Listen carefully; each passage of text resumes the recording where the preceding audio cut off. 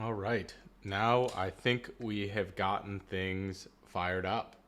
I'm really excited to be here right now, and I'm also really excited and happy to have, everyone who's with me together right now. So this is going to be a fun session. First, I'm going to talk about the 100,000 subscriber threshold, how meaningful it's been as a community.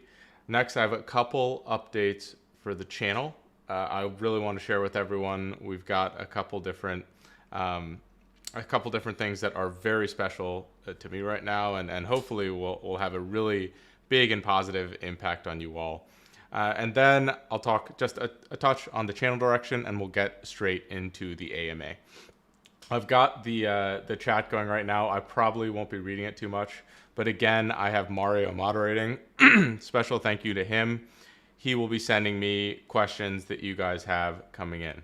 So greetings, data professor, Juan, TP Coder. Excellent to have you all here. I'm so excited that you can all share this with me because you're all a part of it. So the first thing, obviously, we hit the 100,000 subscriber threshold.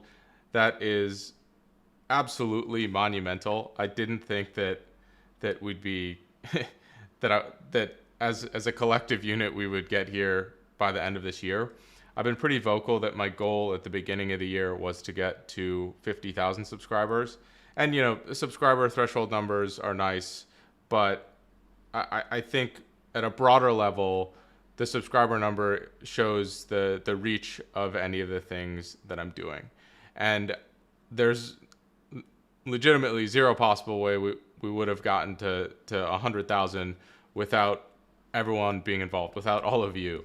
So a special thank you to everyone either listening now, live, on replay, whatever it might be, because you're a part of this process. You're all a part of this community. And honestly, it's so special to me to be able to share this all with you all. Again, special thank you to quite a few people. Again, Mario for moderating, Data Professor who's in the chat, a lot of my friends, Tina, Andrew.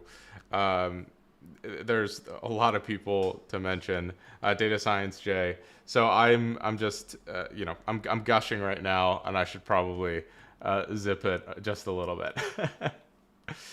So just a couple of quick updates. So as you know, the 66 days of data, my first session with that just ended. I will be starting it up again in January myself. The whole cause, the whole project will still continue to be going, but that's something that, again, I was astounded with the amount of engagement, the number of people who were involved. It was really, it has been really incredible, and that is still going live. I have a video coming out tomorrow about my experience with that. So, and the lessons that I learned. So definitely stay tuned for that. If you're looking to do it again, if you're looking to start it, if you don't know what it is, I think that will be extremely, extremely helpful.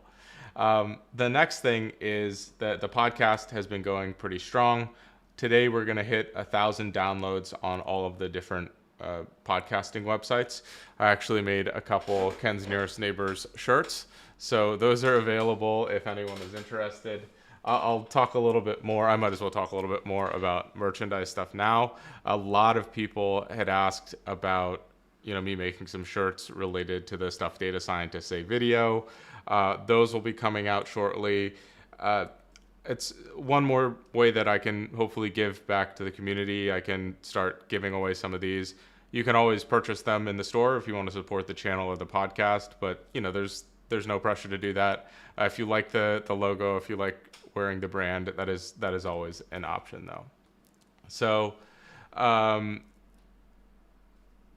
yeah. So for Mario, you can ask either in the chat or in the comments. So let's see here. So I'll have a little bit more merch coming out. I've got a couple kind of funny T-shirts, hopefully in time for Christmas to surprise one of your data science or computer science friends. I think that hopefully my you guys gel with my sense of humor there. We'll find out. The last thing is a very big announcement. So I very recently signed on as a global ambassador with HP and Nvidia. So my big criteria for doing that was I was happy to represent their brand as long as they provided a platform and more ways for me to give back to the subscribers, to the community on YouTube, on Discord, and whatever that might be. So I signed on with them, and I'm expecting I'll be able to do more giveaways, whether it's digital assets, whether it's conference tickets, whether it's actual hardware. That's going to be really awesome. So if you see in my videos me start having a little bit more gear, if I'm talking about those companies a little bit more, they're part of the team. I am so excited. I've obviously given away GTC tickets, a Jetson Nano, some of those things before, but I'm expecting to be able to ramp that up quite a bit. We'll also be able to send. They'll have them send things out. I had a little debacle with the Jetson Nano where I sent it to Gaurav, who was so patient in India, and the shipping ended up costing me like twice as much as the actual device cost. So we're gonna let the big companies take care of shipping things out from now on. Okay, so going forward, the last thing I want to talk about is the channel direction. So as you've seen, I've experimented with a bunch of different types of content, but I've really been listening to you all. As I think most of you know, YouTube is not my full-time job. I work as a data scientist for most of the week. I'm probably doing a little bit more YouTube and content creation than my boss would like, but they're still okay with it. So I've been listening to a lot of the feedback. People in general want me to do more projects, more walkthroughs, more tutorials, and that's something I really want to do going forward. I'll probably be doing just a little bit less on the project reviews. I might even stop those completely, but I'll still be sending feedback to the people that had sent things in. I'd much rather focus my time on making fewer but better videos, maybe one a week or one every other week, than pumping out 3 a week. I'll also be launching the recorded podcast once a week, so you'll at the very least be getting one video from me every single week regardless. So again, my focus coming up is going to be on the projects on Kaggle, and I'm hoping to make those the best they can be. I get a ton of inspiration from people like Mark Rober or Michael Reeves or CodeBullet, who are making data science really fun and interesting to everyone. I'll obviously probably get a little bit more technical just for you all, but that is something that I really, really want to focus on. That's how I see growth in this platform going forward. And of course, I'm always open to feedback. If you guys don't end up liking those videos that much, definitely let me know. I'm no stranger to criticism. But yeah, I mean, that's something I'm really excited about. I have a YouTube comments analysis coming up. I'm planning to start doing a lot more Kaggle.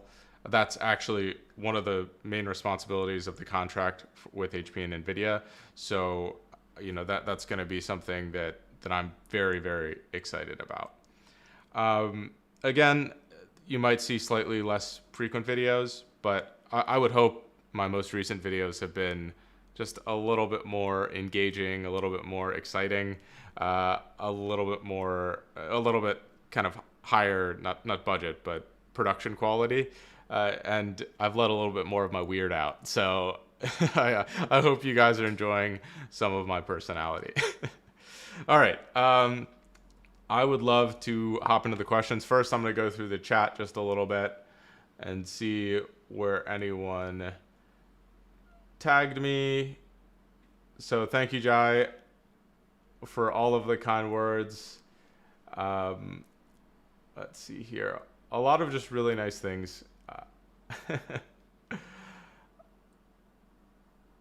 Awesome.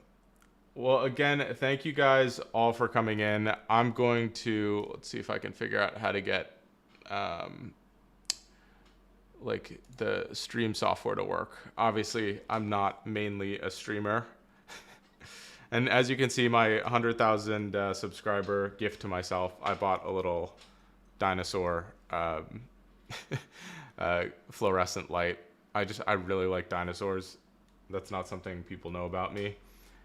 When I was little, the way that my parents would get me to eat broccoli was they'd tell me that's what dinosaurs ate. And I was always thinking it was like a T-Rex or something. But obviously T-Rexes are carnivores. They don't eat broccoli. Yeah, I don't know where I was going with that, but fun fact about Ken. Jay, sorry about that. I got it right now. Okay, let's get started with some YouTube questions. I think we have around 43, and then we'll have more coming in from the different platforms. So the first question is, what are some ways that you either personally or in general might incorporate data science into your daily routine or life, whether to optimize efficiency or with certain tasks or just to understand yourself or habits better? So one of the things that I do is I track my sleep very carefully. I track my activity, my exercise, and I do that using this ring. So this is called the Oura ring. It has some chips in there, and it's really effective. I haven't dived super deep into that data yet, but I'm waiting to have worn it a couple hundred nights, almost a full year, so that I can, see what the trends are. I'd like to track those things a little bit even more carefully, what I'm doing during the day that influences my sleep. But I find that to be really, really valuable, and hopefully I'll be able to make something actionable about that. I also very carefully, for me, track my YouTube stats, my electronics usage, the amount that I read, excuse me, and also any of the income I'm making from, either whether it's YouTube, whether it's affiliates or any of these things. Obviously, for me, the money isn't frankly, it's not that important, but it does help me pace. It does help me understand where I'm driving value for other people. So that was a really good question. Thank you. I think CB submitted that. The next one is by Yang Zhang. So when training a model, do you recommend to start with all the features and remove the weak ones, or to start with a few core features and build up from there? So that really depends on the type of model that you're training. So with something like random forest, I usually just throw everything in because multicollinearity is not really an issue. For something like linear regression, you have a couple different approaches. I usually start and build up, but you can also do what's it called? It's like a feed forward or backwards where the model just takes things out. You can also just throw everything in and use some form of regularization. I think it's L2 regularization that can reduce values to 0. I see Andrew Mao has entered the chat, so welcome. He's been a big part of this channel as well, so very exciting to have him here. All right, let's keep going here. Hopefully these questions will be useful to you. I'll do one more YouTube, and then I'll jump to a couple Twitter and jump around to some of the other ones. So how lucrative is it to be a full-time data science freelancer? Another question, are there good enough data science opportunities for remote work? So how lucrative is it to be a data science freelancer? It really depends. So if you're a good salesperson and you can drum up a lot of work, it's probably very lucrative. You could make in the US, 100 to probably even $250, $300 an hour. But it is all predicated on how many clients that you can bring in. And so that's really the hard part. If you can get a lot of clients, you can make a lot of money doing pretty much anything, right? Is there good enough data science opportunities for remote work? That really depends what your criteria is. I think that there's obviously less remote opportunities than in-person opportunities. I do expect remote opportunities to grow. So enough, obviously kind of vague there, but I hope that kind of answers the question there. Let's jump into a couple of these on Twitter. So Elena says, how do you feel about being an absentee father to fill the cactus? Oof. So I had a cactus, a real succulent in Chicago when I was there. Unfortunately, when I moved to Hawaii, you cannot bring in any any live plants. So I had to. I wouldn't say I abandoned Phil. I left Phil with a very dear friend, and I still think about Phil all the time. I was thinking about getting a picture of him to hang, uh, and I did buy a bunch of fake plants. I'm a little worried I'll kill stuff, unfortunately. So um, so Ashley has written in, who is your dream interviewee for your podcast, someone you admire, and what is one question you would like to ask them? So again, quick podcast plug for Ken's Nearest Neighbors. There's a couple guests I'd really like to have, but I kind of just play it as I go. I've already had, in my opinion, a couple dream guests on the podcast. I would really like to talk maybe to Lex Friedman. I think he has some incredible takes on AI, on autonomous vehicles, whatever that might be. I got recently to speak with Josh Starmer. That episode will be coming out in a little bit from StatQuest. That was an incredible conversation. But, maybe if people were interested, I think it would be funny to have like my parents or something on, just to ask them questions that I've never really asked them before for the world to hear, I guess. I'd like to put my dad on the spot or my parents on the spot a little bit and make them sweat. I think that'd be pretty funny. They'd also love that. My dad's really, really good at that type of stuff. The next one also from Ashley is, what do you enjoy most about data science? So the thing that I like most about data science is that I have a lot of questions about the world. I'm constantly thinking, is there a better way to do a certain process? Is there a better, can I beat the system? And I've always felt like data science has given me the tools to be able to answer the questions that I come up with. I mean, one of the first questions that I always came up with were around my personal life, were around golf, around sports. Could I win betting on sports, for example? And I felt like, although maybe I didn't have the success, the tools were there for me to answer these questions within data science. So it probably takes a lot more work than I put in, but I felt like I saw a way forward with the data science methodology. So it's always been an incredible means to an end for me. All right, let's look at this next one. So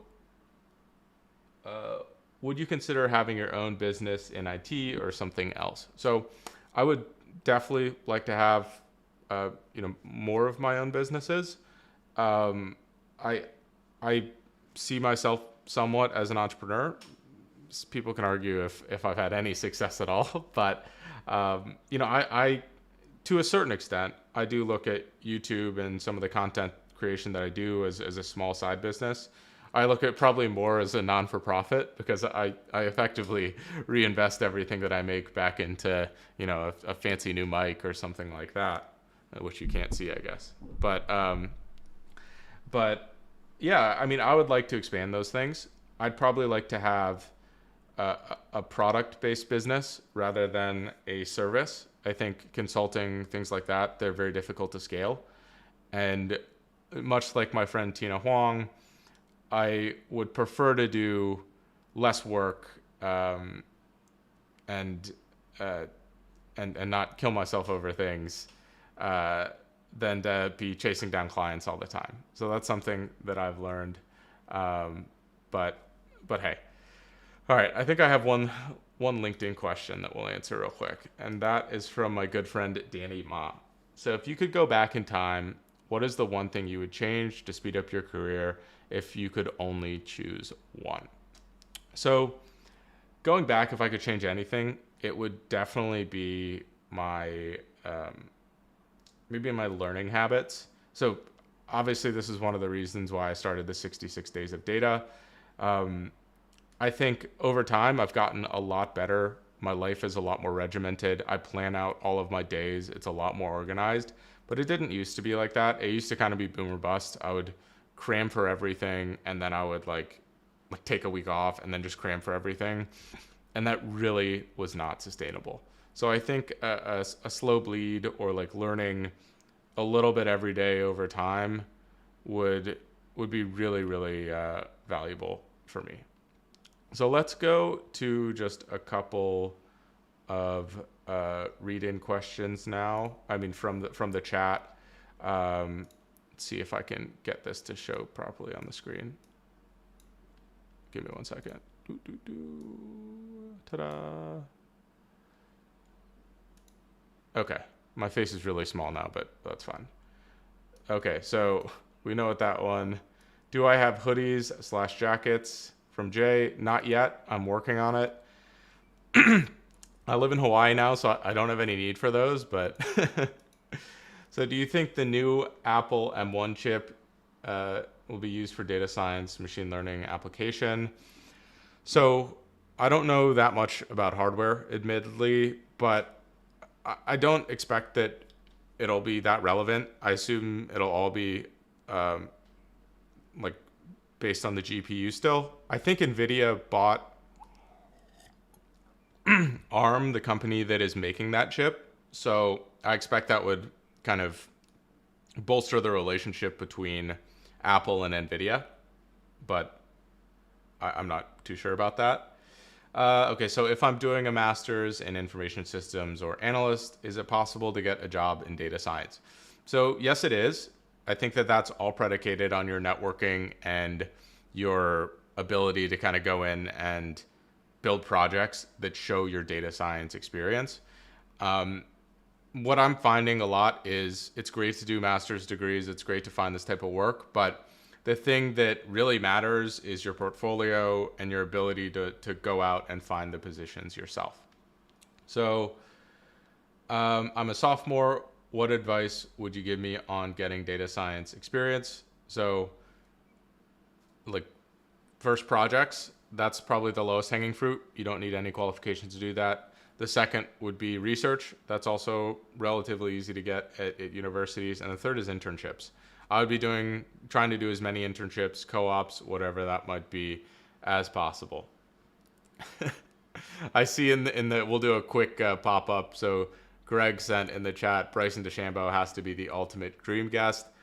I don't know if I want this on record. I think Bryson DeChambeau is doing quite a lot for the game. I don't know if I'd like to speak with him about it that much. I don't know how gracious he would be on a podcast. I think he might be just a little bit overconfident. For those that don't know, Bryson DeChambeau is a professional golfer. He's playing in the Masters right now. So that is how much I care about you all. Is I'm forgoing some Masters coverage to chat and do the AMA. Okay, let's get back to some of the other ones. I think I answered through that one. So questions, and let's maybe transition that. Okay. All right. Again, just want to thank everyone for tuning in. This is so special to me, and I'm really happy I can kind of go through and answer some of these questions. It is a little rapid fire, but I'm definitely doing my best here. All right. So, is mathematics required for data analyst, and if yes, how much?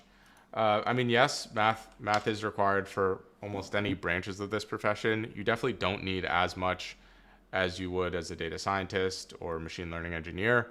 I would say you should be comfortable with basic statistics, like what's p-value, like what do distributions look like.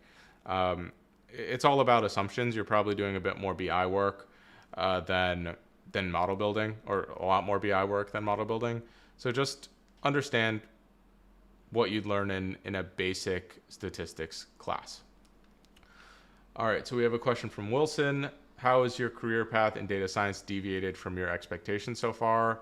What expectations do you have for 2021, career-wise and otherwise? I like that. I kind of like these sort of, I don't know, like personal-ish questions. because I love talking about my like expectations and like the human element of these things. So career path. I've never been one to really set concrete career goals. I've always felt like I've done things to maximize my potential opportunities going forward. So when I went back and I did my master's in computer science, it wasn't necessarily for an end goal of breaking into data science or working in consulting or starting a YouTube channel. It was more because I thought that route opened the most potential doors for me for things that I would be interested in doing. So, I haven't necessarily deviated at all from any expectations because they weren't clear enough to deviate from. I've always wanted to hopefully be successful, to be able to create value for others. And in that sense, I feel like, I have a long way to go, but I've been able to do that either through YouTube or through my work or any of those things pretty effectively. From expectations for 2021, career-wise and otherwise, I really just want to continue what I'm doing. I love making YouTube videos. I love communicating with all of you in a community. I really enjoy my work. The Ryder Cup, which is one of the main events that I work on in golf, was moved to next year. So I'm going to be doing a lot of work on that. And I'm excited that they moved it rather than canceled it. It's a very exciting time for me. So, I would hope that I can keep doing the same thing and just get a lot better at it as I go forward, especially related to the data science projects. Like, I recognize that's something that I really want to and probably should work on a lot more. And, that creates a lot of value for myself. Maybe I could even turn some of these into like a meaningful business. That would be an incredible like pie in the sky goal, is that I make YouTube videos about these data science projects that I do. And then maybe some of these data science projects turn into businesses and I can document that whole journey. That would be like, I wouldn't say like perfect life, but that would be like, hey, ideal scenario for the next couple of years, because it ties together, again, the data science and the entrepreneurship and the video storytelling that I love. All right, I kind of went off on that one. That was a long answer. So how do you choose which domain you can work? So what's the full backstory behind my YouTube channel? I didn't answer that one yet. And what's your roadmap from here? So I kind of answered the roadmap, but what's the backstory? So when I was in grad school, I was taking a deep learning class online, and we had to do a final presentation. The class did it in person, and I had to make a video and share it with the class. So I made this video. It was too big for me to send via email, so the professor recommended that I upload it to YouTube and send the link. And I didn't realize you could make unlisted videos, so I just left it public. This was, I think, my first video out there where I compare LSTM and GRU for recurrent neural nets on predicting Bitcoin prices or like altcoin prices or something like that. And I put it up there, didn't think about it for 3 months. And then I look back and it had, like 1,000 views. I was like, oh my God, like people are interested in seeing this. And I also realized that I loved making it. So I made a couple more videos, kind of tested the water. Obviously didn't get any real traction. I had like 60 subscribers, whatever. But I just kept making videos every week about my experience in the field. I came in from a business consulting background, and I didn't see any content around how to make the transition into data science. And I figured as I go, I might as well make videos about what I'm learning. And eventually, we got some traction. We had a couple videos that really took off, and kind of here we are now. So, I couldn't be happier. It was a long slog. I've been doing this for, more than 2 years, about a year really consistently, but it's been an incredible journey so far. So, all right, let's do 2 more and then hop over to Twitter and then back to, sorry, I had some sparkling water. Ooh. So how do you choose which domain you can work in? Like the most popular domain for getting a data analyst or data scientist job. So I personally, I can only speak from personal experience, but I chose the domain based on what I was interested in. I love sports. I found all the opportunities I possibly could in sports, and I pursued them. But on the other hand, you don't necessarily have to chase what you're passionate about. It's definitely the easiest in my opinion. But you can go online. I mean, you can do some analysis. I did a video for 365 Data Science, which was based on my Project from Scratch series, where I think I looked at what sectors are hiring the most for data scientists, or at least a couple months ago, like 6 months ago when I did that project. So there's a quantitative approach for evaluating which industries, which domains are the most effective. So I definitely check that video out. I think I made it, 6-7 months ago, hopefully. Okay, so do you think using data science in fields of passion, such as the music industry, is sufficient enough to make a living out of? So yes, absolutely.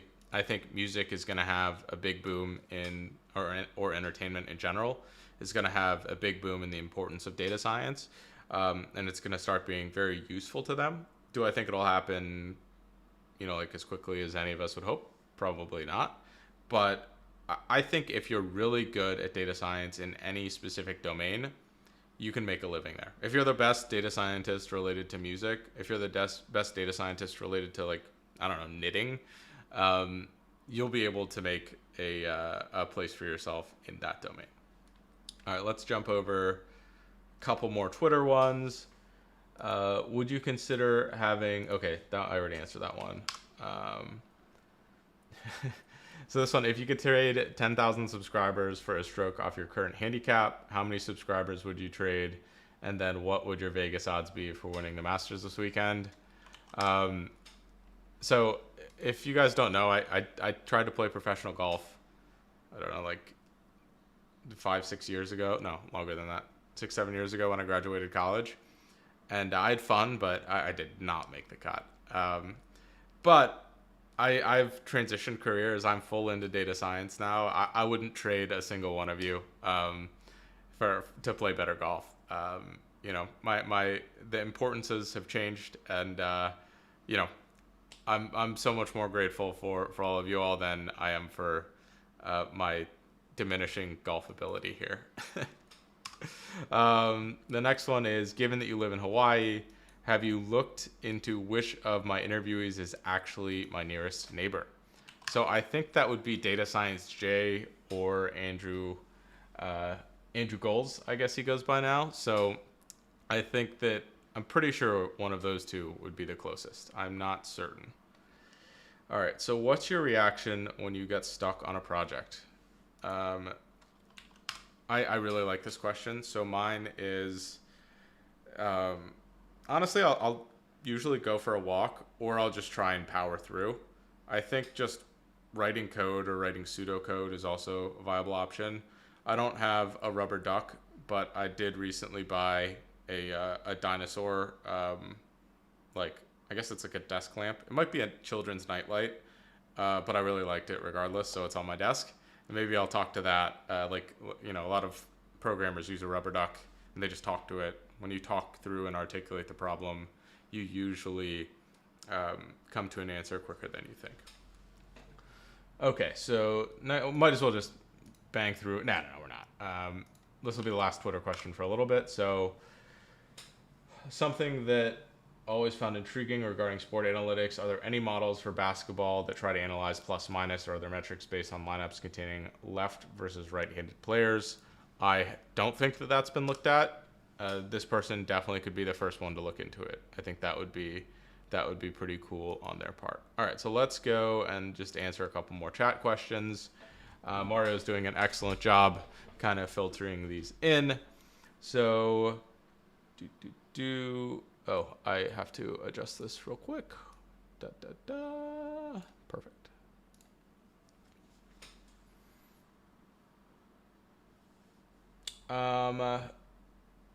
Okay, so could you do reviews of MS degrees on EDX and Coursera, comparing course focus versus where the industry is now? That's something I could potentially explore. I'm a little torn on that one. I don't know if I obviously work with 365 Data Science. I made a course with them.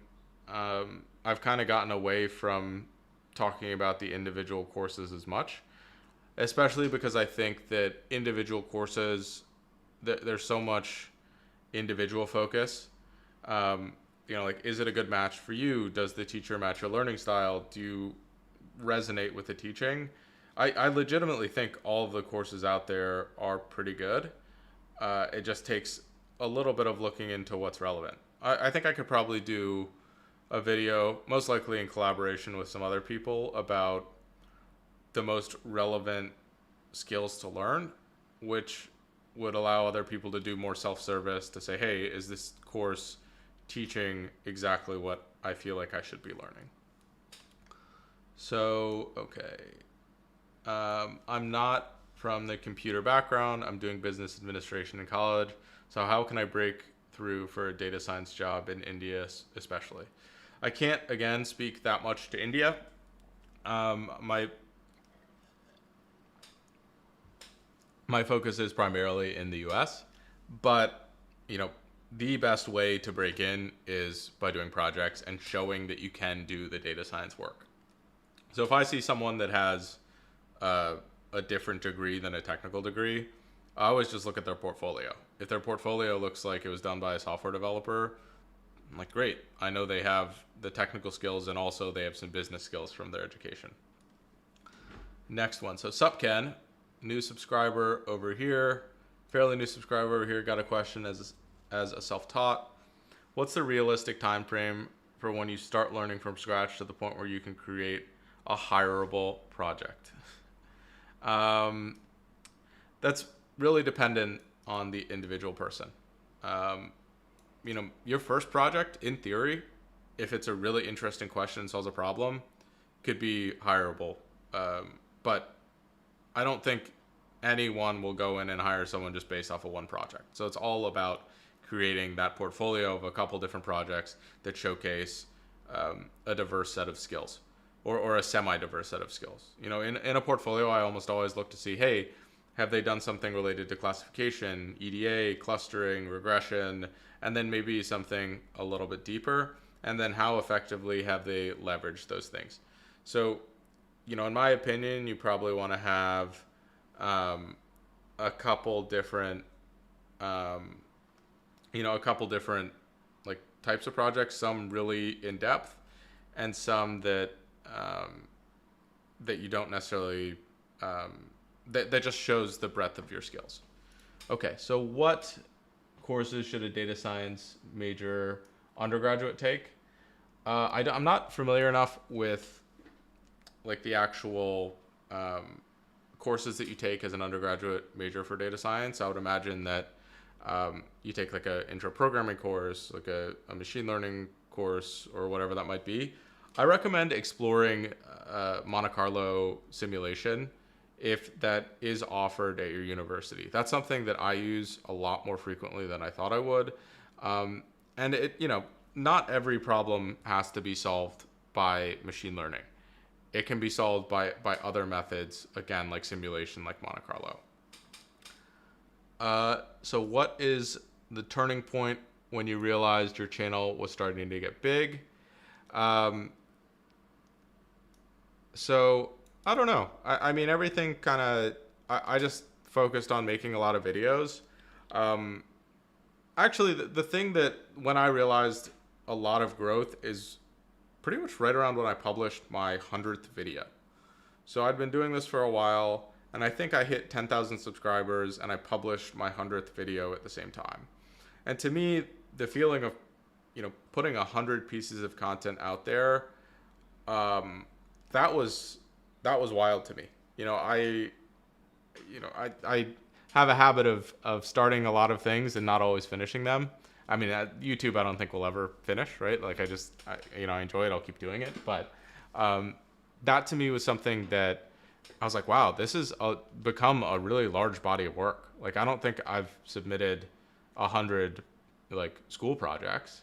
I did this all in my free time and I enjoyed it. And so maybe it's more about the critical mass of what you create than the growth or the videos or anything like that.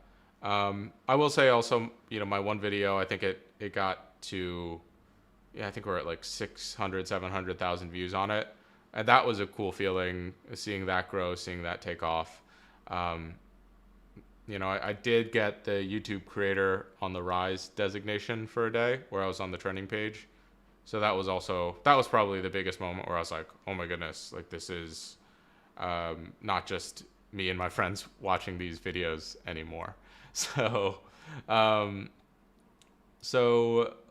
last one for the, from the chat for a little bit is, for starters, is it good to go with the code editor or directly with the IDE? Honestly, it doesn't matter. I think it's useful to go in both places. I started on an IDE, but I also found it really useful to start programming, directly in like Nano or Vim, which I don't do anymore. I probably should practice just to let people know that like I'm not completely a data scientist. I did do some computer science at some point, but we'll see. All right, let's go back to a couple more of the write-in questions. I think we're making pretty good progress. Let me figure out how to adjust these really fast. Okay. All right.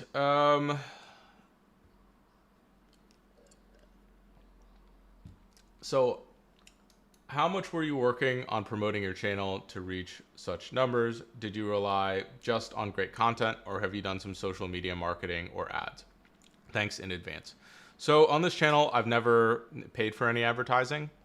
When I was first starting out, I would definitely write in a lot of Facebook groups, on Reddit threads, just sharing videos or introducing myself. I think in quite a few Facebook groups, I wrote a message that would basically say, hey, my name's Ken. I've been doing data science for X amount of time. If you're interested in learning about this field or my experience there, definitely check out my videos. And that was really good. I think that type of, I wouldn't say marketing, but that type of sharing got me to, maybe like 1,000 subscribers. And then from there, it was all just producing really consistent content. For me, that was the biggest thing, is like, what content can I make that will be the most useful to people? What content can I make that I wish I would have had? Like, what were my Google searches, or what was I looking for on YouTube when I was first starting out? And I just made those videos that I wish I had. And now looking back, I was like, wow, I wish I had more project tutorials. So I'm gonna, or like project videos or like creative videos like that. So I'm gonna start, hopefully, again, producing more of those. So what is a long-term goal that you hope to accomplish in the data science industry? So I think my biggest long-term goal is to just, really make, this is super vague and it's not characteristic of a good goal, but I would just like to leave a lasting impression on the data science industry. I don't think that will ever be in terms of technology advancement. I'm not going to go out and create a new algorithm that makes, something really easy. But I do think that I can make a meaningful and lasting impact, like on the educational front. I do think that I can help get people excited about this industry, because I think data science, everything around the industry is going to be really pivotal in understanding the world and making meaningful change going forward. So my hope is that I'm able to either inspire or educate or get as many people as possible to at least hear the message of what data science is all about and decide for themselves if they're a good fit or not. The next one is, what keeps you inspired to put up content so consistently? So one, I just really like making content. I think it's fun. I think just like recording video is fun. I've also had a lot more fun doing some of the editing now. As you can see, I've gotten a little creative with some of the early, some of the intros to the videos. That's just like a form of self-expression. That's, to me, really cool. The other thing is that all of you all, like, I get incredible feedback on all of my, on pretty much all of my videos, and yeah, that's really exciting. I mean, everyone wants to be at least somewhat validated in their work. It, I have some issues with kind of like the social networking stuff and being validated by likes and whatnot, but like the meaningful comments I get where someone says, "Hey, this really helped me understand things. Hey, with this advice, it was like a part of me applying to that first internship or getting started on my first project." Like, that gets me fired up. I mean, like, I jump out of bed in the morning to read my comments most days. And that's also why I respond to so many of them, is that I feel like it's hopefully making a difference in someone's day or in someone's life. And, I have no ideas of grandeur. Like, my videos are not going to, I would hope, well, actually, I don't know, but my ideas are probably not going to change anyone's life. My videos, whatever that might be. But at the very least, it can make someone smile. It can make someone's day a little better. It can add a little bit of clarity. And that to me is really meaningful. So next question, can you tell me more about Master of Science in Business Analytics program, the scope? I've never done a Master's in Science of Business Analytics. I really don't know. If you had 6 months till the course started, what would you prepare? I would just do the Kaggle micro courses. That's pretty much always what I recommend. And if those are not in depth enough, again, I have a good relationship with 365 Data Science. They have good Python intro courses. They have a lot more advanced stuff as well, but they have the statistics and programming basically that you would need if you wanted to pay for something. Of course, there's a bunch of free resources, and I've made a couple of videos about that as well. Yes, definitely tag Mario if you want your question noticed. I will continue to go down the line here. So actually, let's do a couple more Twitter ones. I like the Twitter ones. We only have 2 left, so we can circle back again. So what is my most memorable experience during the journey to this milestone? So I think the best part of all of this, creating a YouTube channel in the first place, is the sense of community. I mean, I've made incredible, hopefully lifelong friends through this process. I've gotten to know Shannon, the data professor. I've gotten to know like Krishnok, Deval from Code Basics. Again, Andrew, who's in the chat. I met Mario through YouTube. Again, Tina Huang. I've met Data Science Jay. I've met pretty much every single person that I've interviewed on my podcast. And I mean, those relationships are incredibly precious to me. I love to see other people who are interested in content creation, interested in data science, interested in doing, a lot of the similar things that I'm doing. And it's, to me, it's just so cool to be able to share this experience. I mean, not a lot of people really have the same experience of, putting videos on the internet, but also in the specific space. And to me, it's so cool that I can talk to my friends about, like, hey, what videos are you guys making? Let's all let's collaborate, or let's piggyback off one another, or let's talk about what the viewers want to see, or what could be helpful to people. Those conversations are so fun, and like, I don't know, it makes me like smile every day, because I have a bunch of friends that like all over the world that I can create content with, that I can talk with, and I can also expand to other places. Obviously, like, I interviewed Josh Storm with StatQuest. I interviewed, also a friend, Forrest Knight. And it's weird. We all have kind of like similar interests, like Forrest, and there's a couple other people like really like UFC fighting. Like, I really like UFC. I don't have too many people like in my isolation in Hawaii to talk about it with. So yeah. Let's see here. So why did you choose to pursue a career in data science and not other fields related to IT? Is it because of the data science is more interesting or well paid? So, admittedly, I didn't realize I was interested in data science till I was kind of already a data scientist. Like, I was interested in answering questions related to sports, and I just kept finding that the tools related to data science were the same tools that helped me answer the questions that I was having. So I started just trying to solve these sports problems, and I was like, wow, I want to learn more of these skills because they're relevant to me answering these questions. And I just kept doing it. I kept doing it, and then I look back and I was like, oh, I guess I'm kind of a data scientist now. Um, and yeah, I obviously did some internships and some more of the traditional stuff, but it was never like premeditated like that. I was always chasing the questions and the things that could help answer them. I think salary is nice. I think, you know, like job security and those types of things are nice, but admittedly, I've never been super driven by those things. I've always just been driven by my interests, and like I'd get like really into questions that I had, and a perfect world for me is one where I can just like work on the things I'm really excited about and get paid to do that, or like make enough money to get by. I probably would be happy if I lived in a van down by the river and I could still like make videos but also play golf. Unfortunately, some of my like golf and skiing and fly fishing are like semi-expensive habits, so the income is nice. Don't get me wrong. So what is your second favorite memory from the last 2 years? Oh, second favorite memory. That's interesting. Um,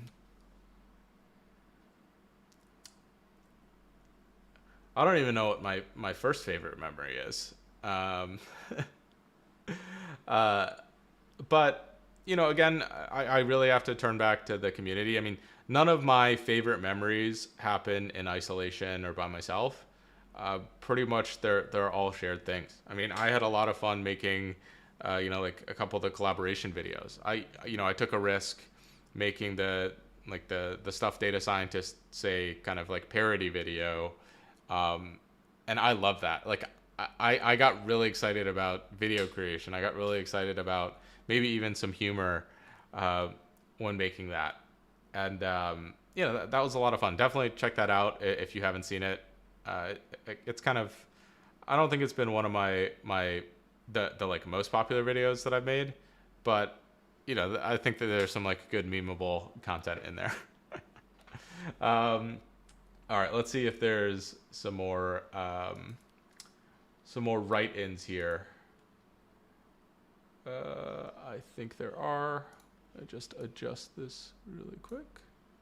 Oh, my little tiny head.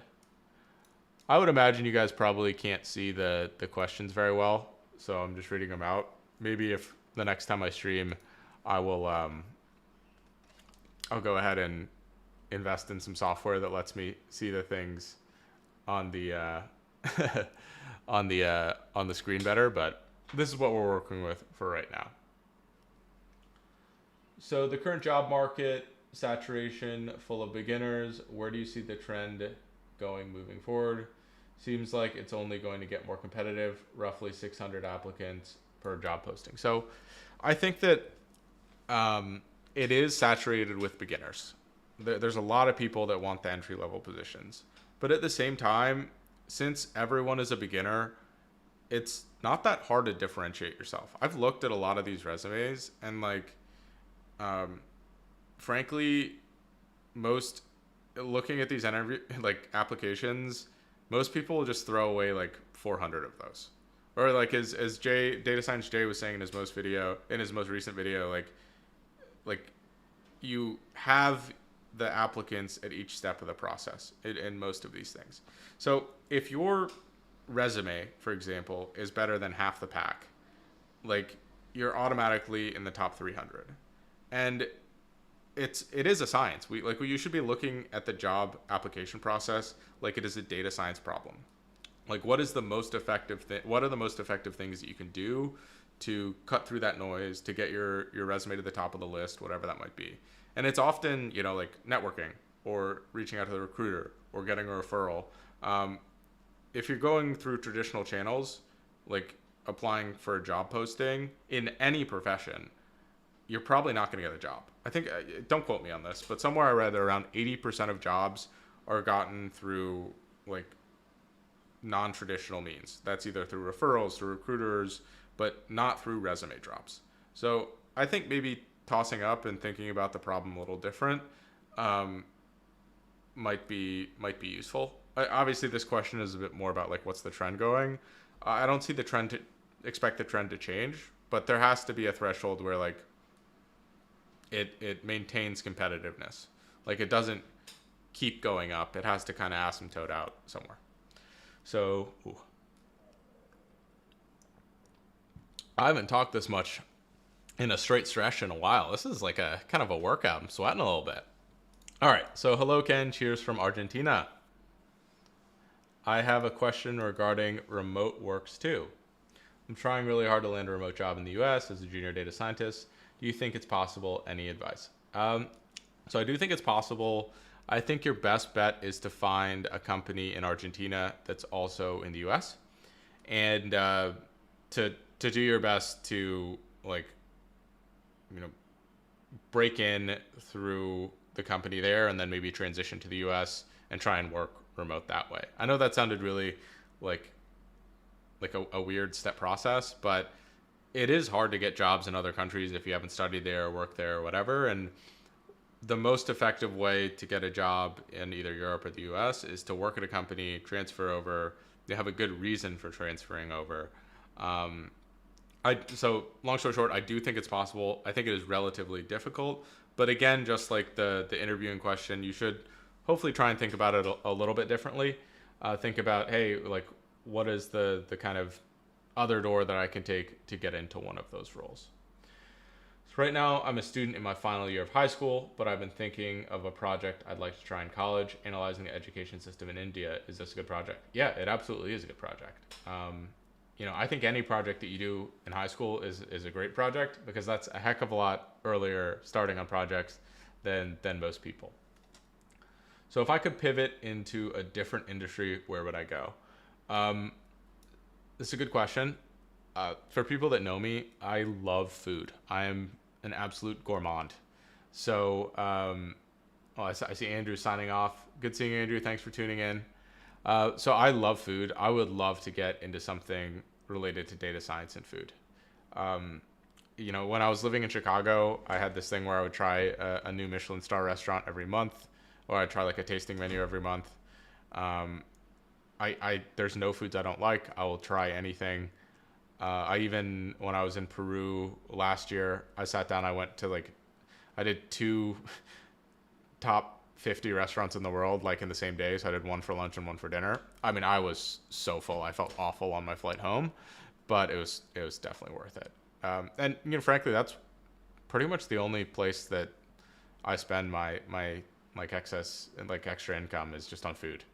So if I could find a way, either whether it's like me creating a YouTube channel about food, where I could just expense everything I eat, or getting into that business, that would be something I'd like to do long term. And who says I can't do that one day?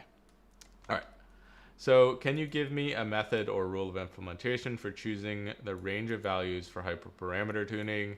Every time I search for this, it just says choose random values. So it really depends on the specific algorithm.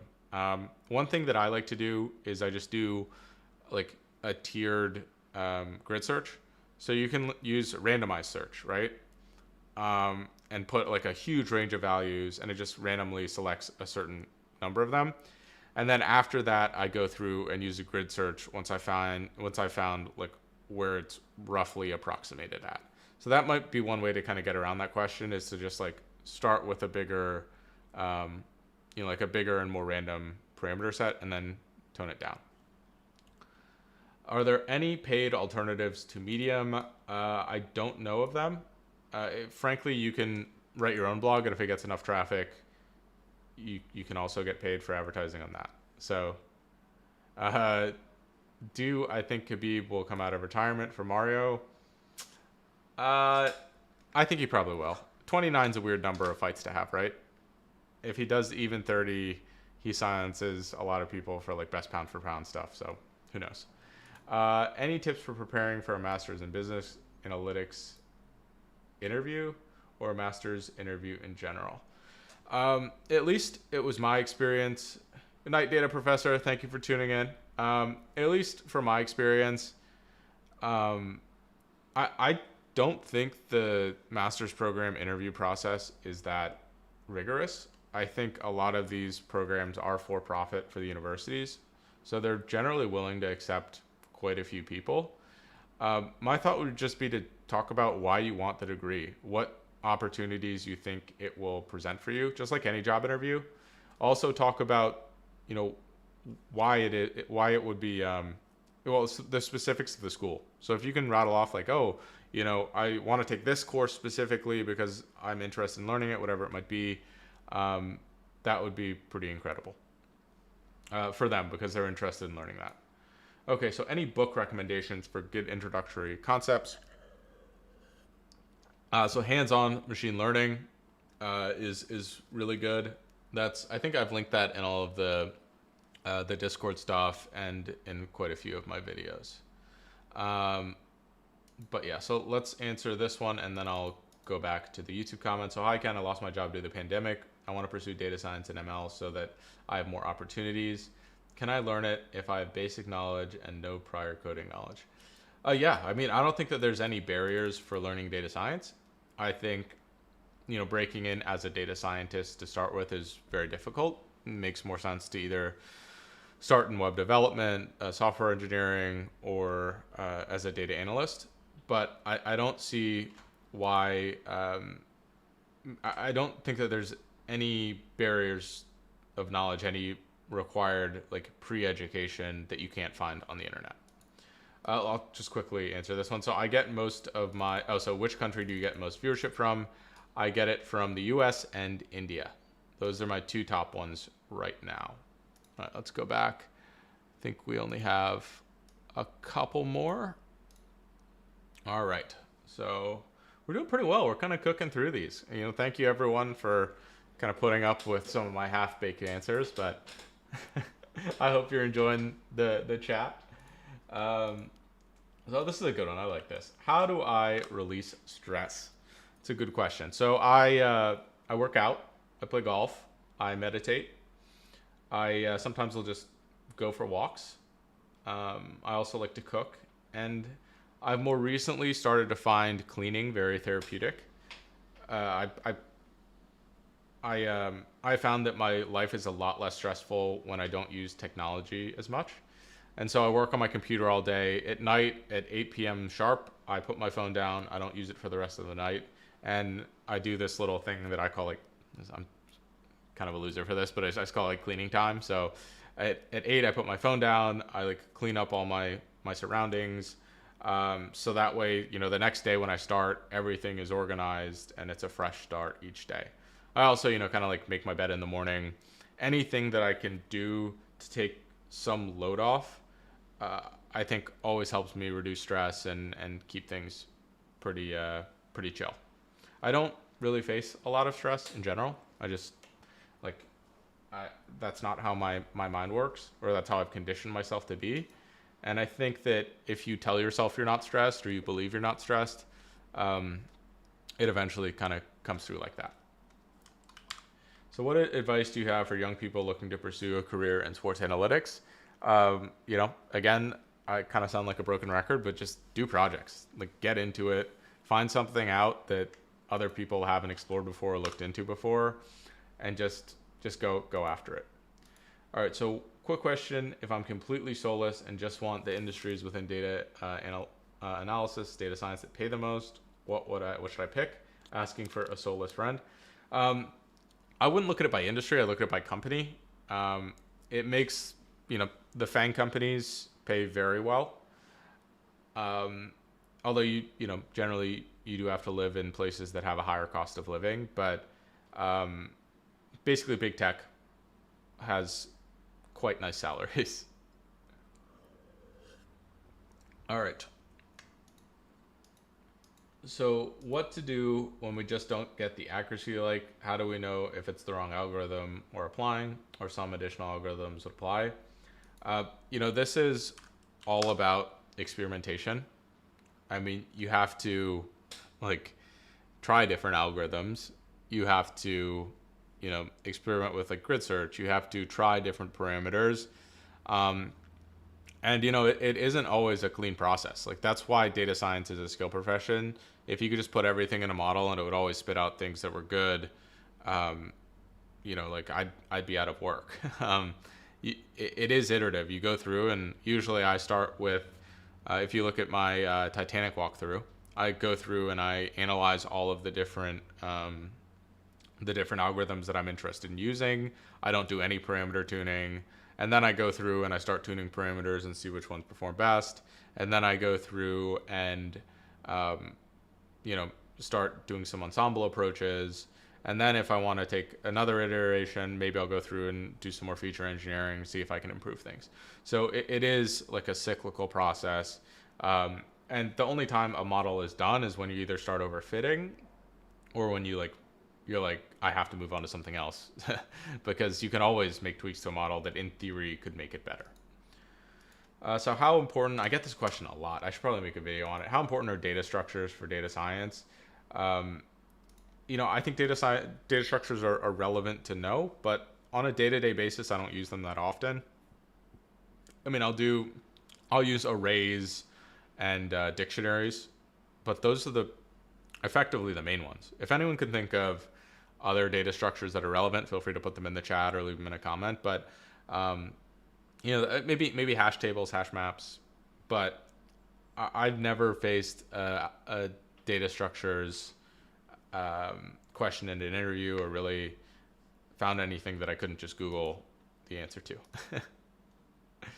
All right, so I'm transitioning from sports science background into data science and want to do some stats in my own time to prepare. Are there any stats programs you recommend, preferably which are recognized? Honestly, not my area of expertise. I know, like from a YouTube's perspective, Josh Starmer does incredible stat stuff. If I ever have a question about any of the concepts, I literally just go over to StatQuest. I usually understand it after that.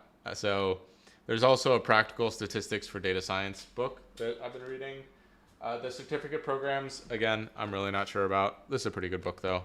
It is an R, but I mean, it's more about statistics than the coding. So Daniel asked, what is the biggest hurdle for me getting to 100,000 YouTube subscribers? Are there any positive externalities from creating content that were unexpected, but you're glad they happened? I never really thought of anything as like a hurdle. I mean, there has kind of been a lull for the last couple months in terms of like any of my videos really like super taking off. Like a couple of them have had in the past. It seems like they're kind of not necessarily getting stuck, but like maybe the content is just a little bit too niche for some people, and that doesn't really bother me. I make these videos half for myself, half for other people. And if I'm happy with what I'm putting out, if I'm enjoying making these things, like, the subscribers or like, that's just a number, right? Like the feedback I get, the amount of people that I impact, that's what really should be the most important. And so I've just kind of been plodding along. I mean, 100,000 is just like a happy thing where I get a nice little plaque, I get a little check mark, but beyond that, I don't have any ideas of grandeur or anything like that. I mean, it's not like anyone recognizes me on the street or anything like that. And my friends still all look at me the same and stuff. So, the positive externalities, on the other hand, there have been an incredible amount. So I've been able to do quite a lot more speaking. I did a panel at DSGO. I have a couple other things like that coming up in the pipeline. I've been able to speak to incredible people for the podcast. I've also been able, as I've mentioned, to meet incredible and hopefully lifelong friends online. And also, I was able to start this 66 Days of Data initiative, which I really hope will impact a lot of people in their learning journeys in a positive way. In a broader level, hopefully this isn't just about data science for me or for anyone else. It's about how to effectively navigate, your career, or effectively, balance learning data science or any field with your happiness and your health and whatever that is. I mean, those are things that are really important in my life, and I I'd probably like to talk about that stuff more, but you know, not everyone wants me like shoving uh like diet and exercise down people's throat along with data science. So maybe one day I'll make another channel about some of my philosophy on learning, on kind of happiness, on the importance of relationships, whatever that might be, because that's a lot of what I read in my free time is trying to understand those things. It's just fascinating to me, right? But yeah, I think that's enough on that. You guys don't need to go that deep into into the weird place that's my brain. So I'm at the last step in a job interview for a project intern position in a consulting firm. Data analysis was part of the job description, but when I asked two guys who interned there on LinkedIn, they said data analysis is only like 10% of the job. Writing and editing, project management is stuff. This internship is 3 to 6 months. Do you think it's worth it? Well, it all depends on the situation. Do you do you have other options? If this is your only internship option, I would take it. If you do see a better option, yeah, absolutely, like go with the other one. But having an internship is always better than not having an internship, in my personal opinion. Okay, so my question, we're almost cranking through the YouTube. Then we're on to only chat. I'll probably stay on for another 20 minutes. So I guess get it in while you can, everyone. So my question is, how important are coding skills for data science internship or job? I mean, should I do leak code, hacker rank stuff if I want a data science role? So coding is very important for data science. I think the leak code and hacker rank coding, they're not exactly representative, but it's what a lot of people use. And so I think it's a little bit unfortunate that that is the evaluation criteria. But if you want to get into data science, a lot of the time you kind of have to play the game, right? And that's generally what it takes. So I think you should get familiar enough with that stuff to get through the interview. And then once you get a job, you can kind of forget it.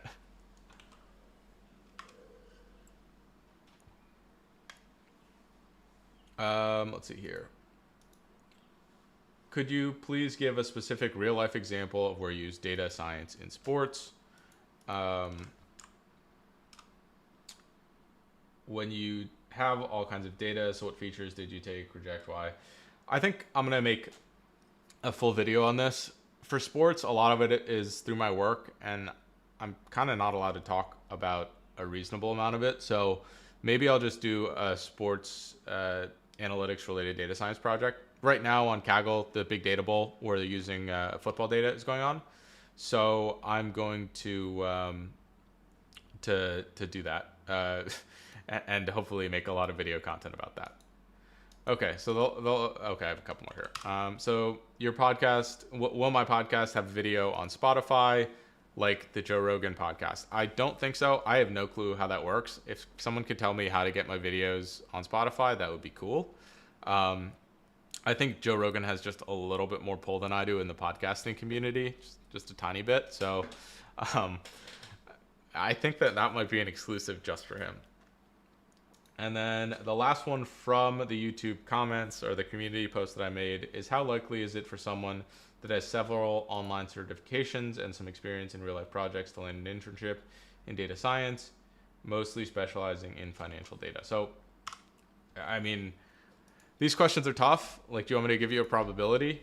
Like, because it's all dependent on your own personal situation, on the specific projects that you've done, and then also on like your networking and those types of things. There's so many factors that go in. I can't just be like 30%.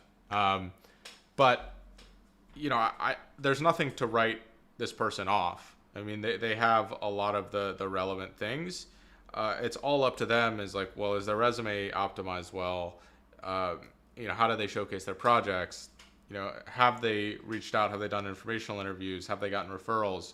I think if you have a background like this and you try long enough, there should be 100% chance that you can land an internship. It's just like, kind of, are you willing to put in that much time into playing the game of getting a job? That's the difficulty, right? So I hope that's helpful on that front. So I'm going to answer a couple more questions coming in through the chat. And we got a lot here. Perfect. So let me adjust the screen. Again, I don't think you guys can really see these that well, but it's still useful to have them on the screen, I think. Okay.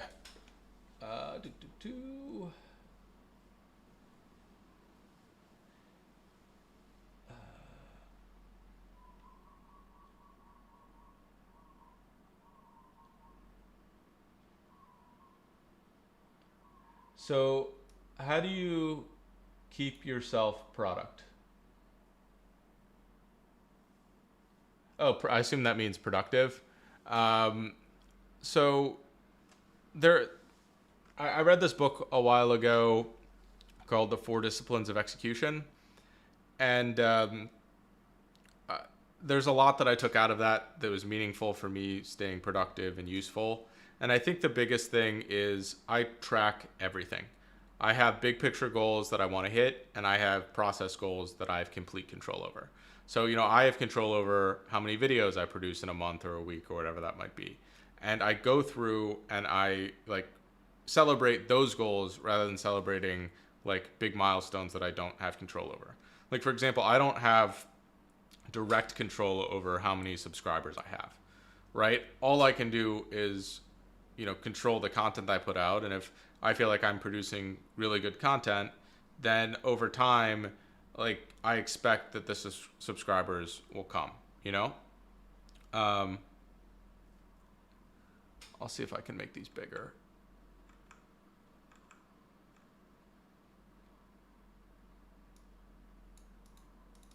All right, well, I can't figure out how to make them bigger, but I've been reading out the question, so hopefully that will be effective. But yeah, so I also write my goals everywhere. I have whiteboards with stuff all over them, all over my desk. I'll probably do a desk tour in a couple weeks, and I'll be able to talk more about that as well there. So,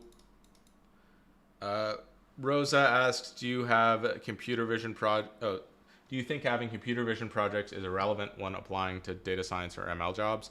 The answer is no. I think computer vision is really relevant. That's a bit more on the cutting edge. That, if anything, that would be the other side. People would find them very interesting.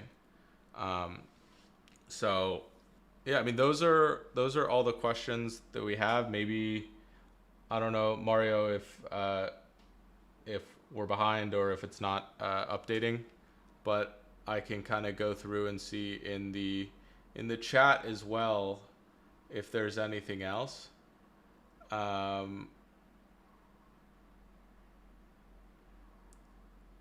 So I see a couple people asking data science or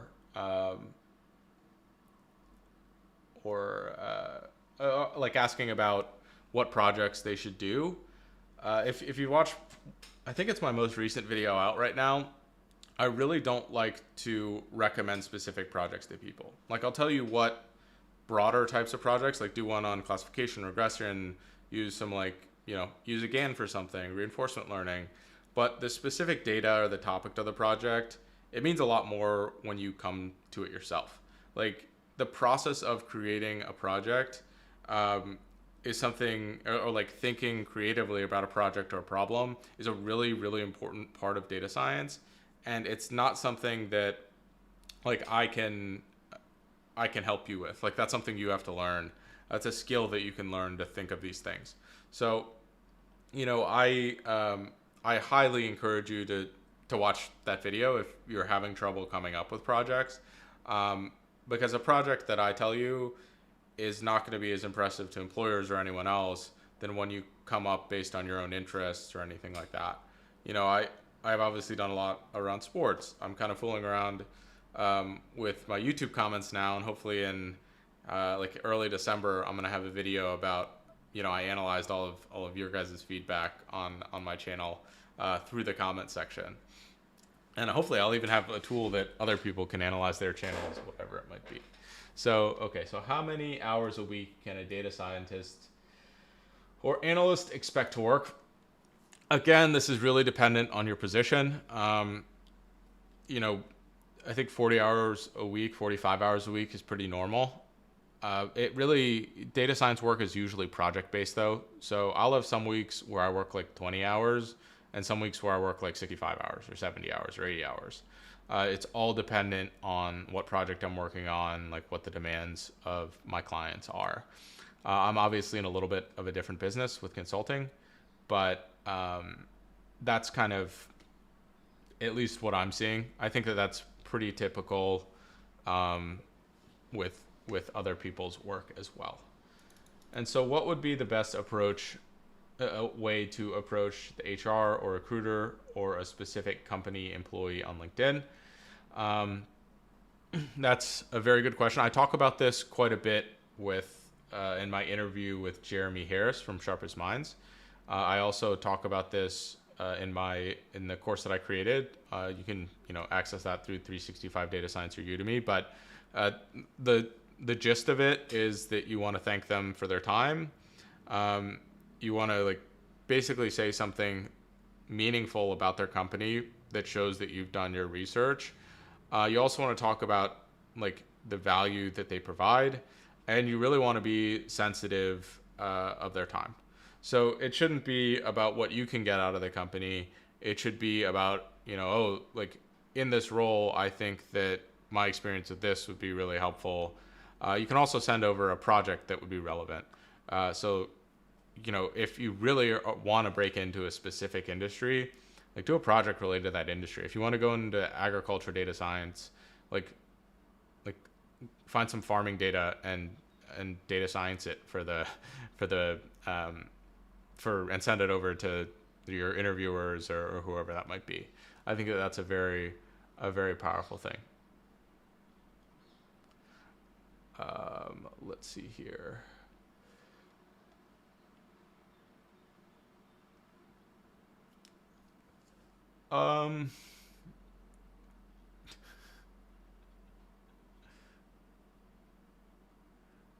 Let's see here. Do you read comments? Yes, I read, I think, every comment that I get on my videos, almost all of them, if not all of them. And I try to respond to as many as I can. But all right, everyone, I think that is all the questions that I got through here. This has been incredible. I mean, I've had such an awesome experience interacting with you all. I might try and do kind of more Ask Me Anything videos if that's something people would be interested in. But I can't express how grateful I am for all of you all for supporting the channel, for being involved with me, for commenting, for being a part of 66 Days of Data, for any of this stuff. And my hope is that I can continue to give back in any way that I can, hopefully, through videos, for the foreseeable future. I love this stuff. I love communicating with you guys. I love interacting with you all.